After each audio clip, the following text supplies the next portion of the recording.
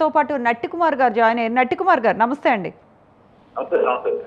అంటే నట్టికుమార్ గారు అంటే ఏం దొరికిందండి ఐటీ అధికారుల తనిఖీల్లో ఎలాంటి సమాచారం దొరికింది?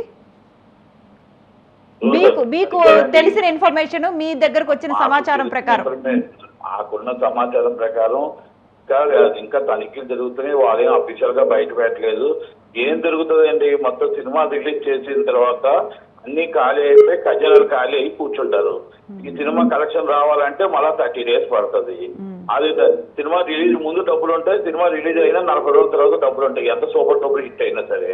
ఇప్పుడు తనిఖీలు చేసింది డబ్బులు దొరుకుతాయని కాదు, something is the mango music ఇవన్నీ కూడా దిల్రాజు భాగస్వామ్య కంపెనీలు. దాంట్లో ఏదో అవకతవకలు, ట్యాక్స్ అవకతవకలు, జిఎస్టీ అవకతవకలు, దాంట్లో ఏదో ట్యాక్స్ వేరియేషన్, దానివల్ల ఏదో రైడింగ్ జరిగింది, ఏ బ్యాలెన్స్ కట్టాల్సిన దాని మీద అనేది బయట చెప్పుకుంటుంది. అది ఎంత నిజమైతే అఫీషియల్ గా ఇన్కమ్ ట్యాక్స్ లో చెప్తున్నాయి కానీ మనకు కూడా తెలియదు. ఒకటి దాంట్లో భాగంగా ఆల్రెడీ మైత్రి మూవీస్ వాళ్ళు కూడా మైత్రి మూవీస్ మీద వాళ్ళ మీద చేశారు, 2 కంపెనీల మీద చేశారండి. ఓన్లీ 2 కంపెనీల మీద ఎంటైర్ ఇండస్ట్రీ మీద దాడి జరగలేదు, ఓన్లీ జస్ట్ ఇన్కమ్ ట్యాక్స్ 2 కంపెనీల మీద చేస్తున్నారు. మ్యాంగో మీడియా కార్యాలయాల్లో కూడా చేసినట్టున్నారండి. అదే మ్యాంగో మీడియా అంటే కదండి, పార్ట్నర్ దిల్రాజు కదా. ఓకే ఓకే వాళ్ళదే కదా, అది కూడా వాళ్ళదే కదా. అంటే 55 చోట్ల చేయటం అన్నది నట్టికుమార్ గారు అంటే ఏ బేసిస్ మీద 55 చోట్ల ఎట్ ఏ టైం చేస్తున్నారు? చాలా బిగ్ పాన్ ఇండియా మూవీ తీశారండి. అలాగే సంక్రాంతికి వస్తున్నారు తీశారు, తక్కువ బడ్జెట్ లో 300 కోట్లు వస్తుందని అంకెలు చూపిస్తున్నారు. మన అంకెలు చూపిస్తున్నప్పుడు ఈ డబ్బు వస్తున్నప్పుడు గవర్నమెంట్ కి ట్యాక్స్ ఎలా కట్టారు, జిఎస్టీ కరెక్ట్ గా కట్టారా లేదా, అసలు షూటింగ్ జరిగిన ఖర్చు ఎంత, దీని లావాదేవీలు ఏంటి, దీని మానిటరింగ్ ఏంటి, మొత్తం టోటల్ గా 200 కోట్లు అయింది అంటున్నారు, 200 కోట్లు కలెక్ట్ చేస్తుంది అంటున్నారు. ఆ డబ్బు అంతా ఎక్కడి నుంచి వచ్చింది, ఎలాగొచ్చింది, ఎవరెవరి దగ్గర నుంచి వచ్చింది, దీన్ని ప్రాపర్లీ ఇన్కమ్ ట్యాక్స్ లో మొత్తం 4 సంవత్సరాల నుంచి నడిపిస్తున్న ప్రకారం కట్టారా లేదా, ఇటు పాత బ్యాలెన్స్ షీట్ కొత్త బ్యాలెన్స్ షీట్ సరిపోయింది లేదా, ఇవన్నీ ఇలా రొటీన్ లో చూసుకుంటుంటారు. దాంట్లో వాళ్ళకి అనుమానం వస్తే ఏదైనా జరిగితే కంపల్సరీ రైట్ చేస్తారు. అంటే నట్టికుమార్ గారు మీరు చాలా ఇంటర్వ్యూస్ చూసారు, మీరు చాలా కరెక్ట్ గా మాట్లాడతారు కాబట్టి అడుగుతున్నాను. అంటే చట్ట ప్రకారం ఇంత నగదు అనేది ఇంట్లో ఉండటం నేరం కాదంటారా?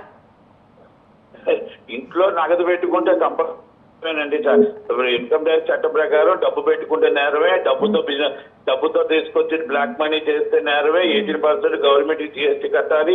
ఇన్కమ్ ట్యాక్స్ అనేది 30% రేట్లో వస్తే 30% దాంట్లో కట్టాల్సిందే. కట్టి వైట్ అమౌంట్ చేసి ప్రశాంతంగా వ్యాపారం చేసుకుంటే బతుకుతాం, అంటే ప్రశాంతంగా నిద్రపోతాం. లేదు అనుకుంటే మనం బ్లాక్ మనీతో వ్యాపారం చేయాలనుకుంటే ఇది వాస్తవం. ఇది దాంట్లో ఇప్పుడు దిల్రాజు గారి దగ్గర డబ్బు దొరుకుతుంది రైట్ చేశారని నేను అనుకోను. అదే అందరూ కూడా అదే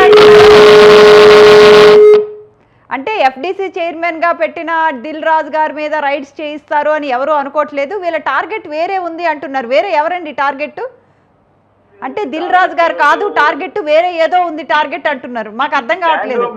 ఇప్పుడు అది కదండి, నాకు తెలిసిన సమాచారం మాత్రం కొంత మట్టుగా వీళ్ళు సాటిలైట్లు ఇవన్నీ మొత్తం కార్పొరేట్ కంపెనీలకు అమ్మే సాటిలైట్లు ఇవన్నీ బిగ్ రేట్స్, అవన్నీ చాలా రేట్లకు అమ్ముతున్న డబ్బుని దాంట్లో ఏదో అవకతవకలు కనబడుతున్నాయి, జిఎస్టీ అవకతవకలు కనబడుతున్నాయి, ఇన్కమ్ ట్యాక్స్ దాంట్లో తక్కువ కనబడుతున్నాయి, రేట్లు ఇష్టం వచ్చిన రేట్లు అమ్ముతుంటే 100 కోట్లు వస్తున్నాయి.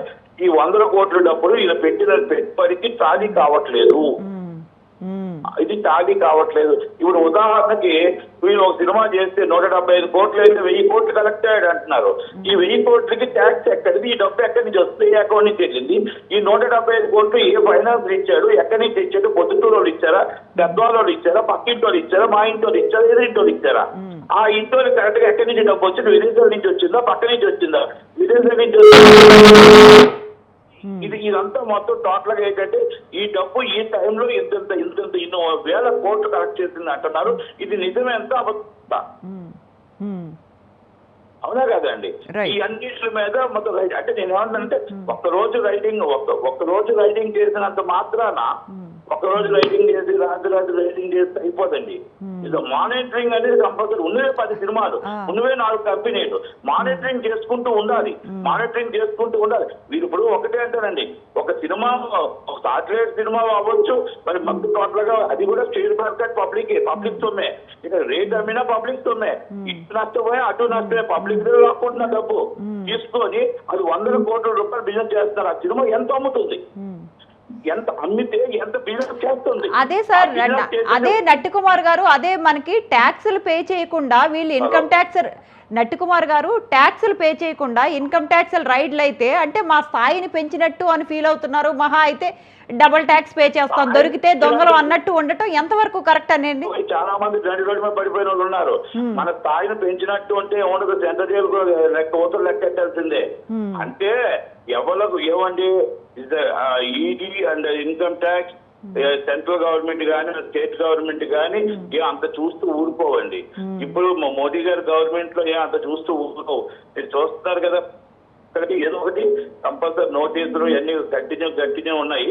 అయితే స్థాయిని పెంచడం కాదండి. దొంగ తుమ్మతో వ్యాపారం చేసేవాడు దొంగతనంగానే బతుకుడు. ఏ స్థాయి పెంచడం అండి? ఇది ఏ స్థాయి పెంచడం కాదండి. నేను ఏమంటున్నా అంటే వీళ్ళ మీద ఇన్కమ్ ట్యాక్స్ రైడ్ అవుతుంది అంటే వాళ్ళు ఆటోమేటిక్ గా బిఫోర్ ట్యాక్సెస్ అయినా బాకీలు ఉండొచ్చు, అవకతవకలు ఉండొచ్చు, జిఎస్టీకి దానికి అది కాకపోవచ్చు. జిఎస్టీ 200 కోట్లు డిఎస్టీ మీరు ఇన్కమ్ ట్యాక్స్ ఫైలింగ్ లో టాలీ కాకపోవచ్చు. టాలీ కాకపోతే తోపేటి అవన్నీ కూడా ఉంటాయండి. మనం ఒక బేసిక్ గా తీసుకోవడానికి లేదు ఎక్కడ కూడా.